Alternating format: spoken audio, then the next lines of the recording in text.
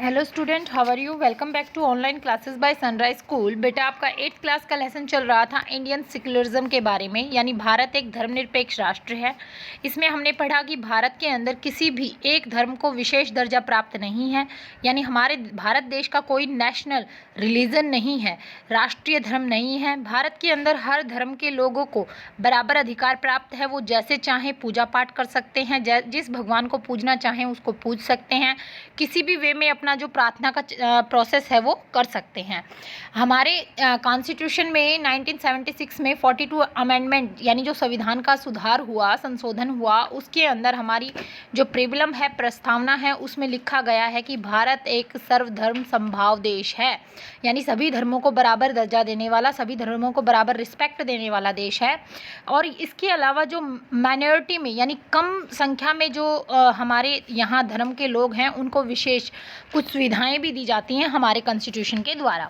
तो देखिए, आपके यहाँ फर्स्ट लॉन्ग क्वेश्चन तक हो चुके थे। आज हम इसके लॉन्ग क्वेश्चन कंप्लीट कर लेंगे। फर्स्ट जो आपको दिया है सेकंड क्वेश्चन में, view the given picture carefully and answer the question and follow. देखो, अब नॉर्मली आपको दिया जाए तो आप आसानी से पहचान सकते हो। फर्स्ट आपकी मॉस्क्यू है, सेकेंड टेम्पल है, थर्ड गुरुद्वारा है। इनकी पिक्चर्स को डिफाइन करना था कि कौन सी चीज़ क्या है। सेकेंड में आपको पूछा है what message does the picture contain. क्या ये पिक्चर्स हैं वो क्या दिखाती हैं। ये पिक्चर्स हमें यही दिखाती हैं कि हिंदू, मुस्लिम, सिख, ईसाई, भारत के अंदर किसी भी धर्म में कोई भेदभाव नहीं है, तो यहाँ पर यूनिटी भी मिलती है। इंडिया ओनली ऐसा आप कह सकते हो कंट्री है जहाँ पर इतनी यूनिटी है डाइवर्सिटी होने के बाद, यानी विभिन्नताओं में एकता का अगर आपको कहीं मिश्रण देखना है तो वो सिर्फ आप भारत में ही देख सकते हो। चाहे वो मौसम का हो, चाहे वो धर्मों का हो, चाहे आपस में लोगों का अलग अलग जाति पाति, रंग भेद, भाषा के आधार पर अलग अलग है, लेकिन वैसे लोगों में बहुत ज़्यादा एकता मिलती है। तो फर्स्ट में देखिए दिया है, in the above picture the religious places of Hindu, Muslim, Sikh and Christian people are shown. देखो, ऊपर जो पिक्चर दी है उसमें हिंदू मुस्लिम जो लोग हैं वो कहाँ पूजा पाठ करते हैं उसके बारे में बताया गया है। तो देखो, हमें सबको पता है मॉस्क में कौन पूजा करेगा, मुस्लिम। टेम्पल में कौन करेगा, हिंदू।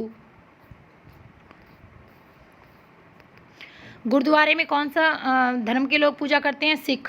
और चर्च में कौन करेंगे, क्रिश्चियन। और जो सेकंड जो क्वेश्चन था उसका आंसर है, this picture give a message of religion tolerance. एक दूसरे के प्रति धर्म में जो विनम्रता होती है वो दिखाया गया है।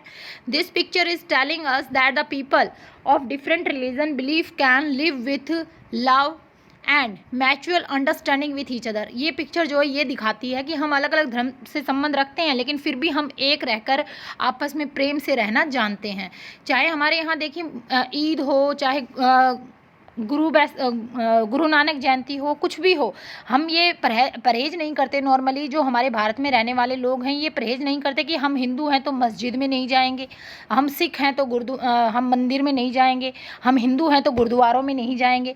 ऐसा कुछ नहीं है। हम जहाँ हम जाते हैं, देखो आप अमृतसर गोल्डन टेम्पल जाते हो, हालांकि वो गुरुद्वारा है, लेकिन वहाँ हमारे हर धर्म के लोग जाते हैं। अजमेर में जाते हो आप, 2.5 दिन का झोपड़ा है, ये दूसरी दरगाह शरीफ है, वह मुस्लिम सेंटर हैं, मुस्लिम वो हैं, लेकिन फिर भी वहाँ हिंदू लाखों की संख्या में जाते हैं।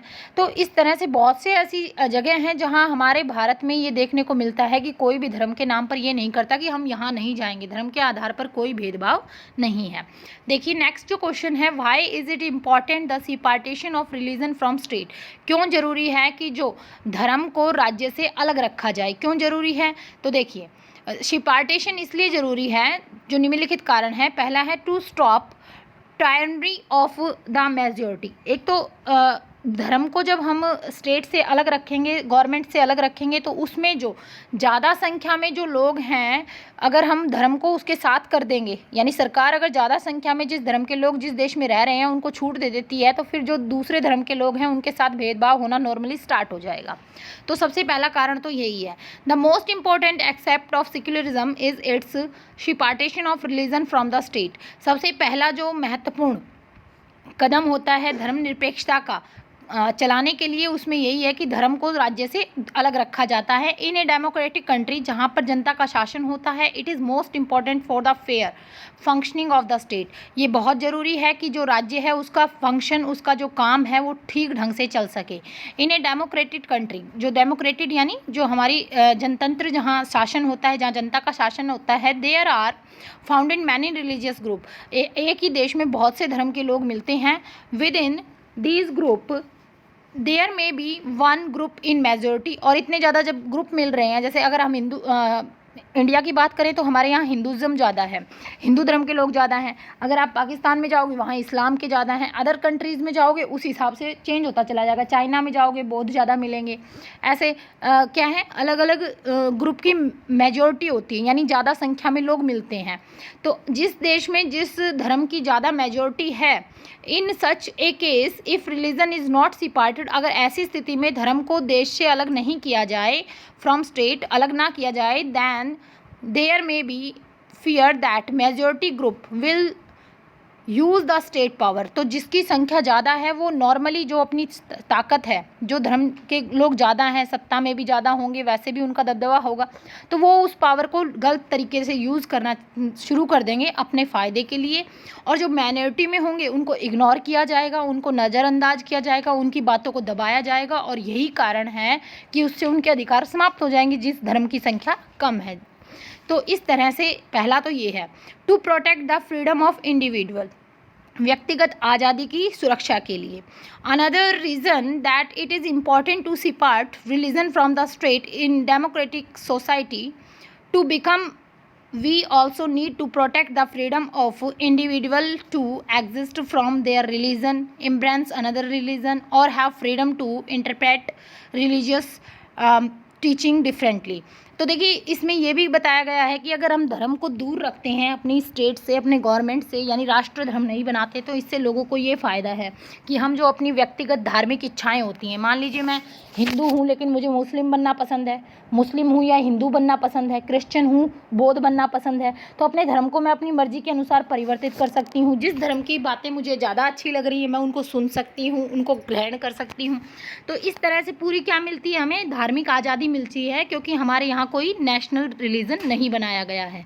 If the religion and state are intermixed and influenced by each other, the people will not to be liberty of choosing a religion of their choice। अगर धर्म और देश के एक साथ मिला दिया जाए, यानी किसी भी देश का अगर आप राष्ट्रीय धर्म बना दोगे तो उसमें वहाँ उतनी आज़ादी नहीं मिलती कि आप अपनी मर्जी से कोई भी धर्म अपना लो, क्योंकि फिर हमें भी पता होता है कि गवर्नमेंट जो है जिसको राष्ट्रीय धर्म बनाया उसको ज़्यादा तवज्जो देगी, ज़्यादा फ़ायदे देगी, जिसका हमें क्या करना पड़ेगा, नुकसान करना पड़ेगा। और यही कारण है कि जो देश जहाँ पर लोगों का शासन होता है वहाँ पर नॉर्मली जो देश होता है वो अपना राष्ट्रीय धर्म नहीं बताता, क्योंकि हर कंट्री में हर धर्म के लोग रहते हैं। तो आपको ये 2 क्वेश्चन लॉन्ग हैं आपके जो कंप्लीट लर्न करने हैं, और ये आपका आज का वर्क है 8th क्लास का। Thank you.